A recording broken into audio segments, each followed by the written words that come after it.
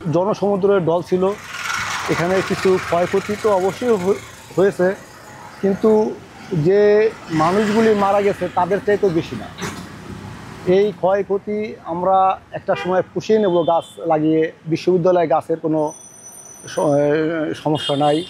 আমরা এগুলো চারাগুলো রোপণ করি, লাগাই, সমস্ত কিছু আমরা একটা সময় এই ক্ষয়ক্ষতি পুষিয়ে নেব। যে সমস্ত ভাইয়েরা, ছাত্র ভাইয়েরা প্রাণ হারিয়েছে তাদের এই ক্ষতি কখনোই পোষণ যাবে না। এটা আমাদের জন্য একটা খুব দুঃখজনক বিষয়, যা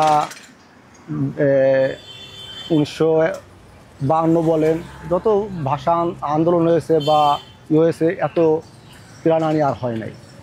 এর জন্য আমরা খুবই দুঃখ প্রকাশ করছি। এটা আসলে ছিল বাংলাদেশের জন্য এটা কোনো ছিল না। আসলে গাছগুলো কি ধরনের ক্ষতি হয়েছে? গাছগুলো মানুষের ঢলে কিছু পাড়ায়া নষ্ট করছে, এটা তারা ইচ্ছাকৃত করে নাই। এত মানুষের চাপ ছিল যে এটা সামাল দেওয়া আসলে কারো জন্যই এটা কিছু নয়। যেমন এই আইল্যান্ডগুলো উঁচু ছিল, তেমন একটা ক্ষয়ক্ষতি হয় নাই। আমাদের শহীদ মিনার এলাকায় কিছু আইল্যান্ড ক্ষতি হয়েছে, এগুলো আমরা এক সময় পুষিয়ে নেব এই ক্ষয়ক্ষতি। জনসমুদ্রের মাঝে এটা প্রত্যাখ্যান হয়ে গেছে, আমরা সবাই দেখেছি। মানুষ উল্লাস করেছে, মানুষ যে আনন্দ মিছিল করেছে, এটা আমরা দেখতে পেরেছি। আমার নাম আব্দুল মান্নান, আমি ঢাকা বিশ্ববিদ্যালয়ের আরবিগাছা সেন্টারে চাকরিরত চতুর্থ শ্রেণী কর্মচারী।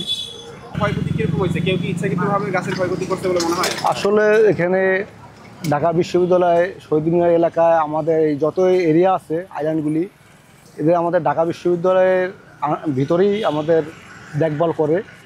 আমাদের এই আন্দোলনে ক্ষতি তো অবশ্যই হয়েছে, কিন্তু তারপরও ছাত্রদের যে আন্দোলন দাবি ছিল, এটা যে তারা জয় হয়েছে, এর জন্য আমাদের এই ক্ষতি আমরা একটা সময় পুষিয়ে নেব।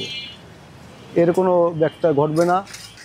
বিশ্ববিদ্যালয়ে আমরা গাছপ্রেমিক, আমরা গাছের কাজ করি।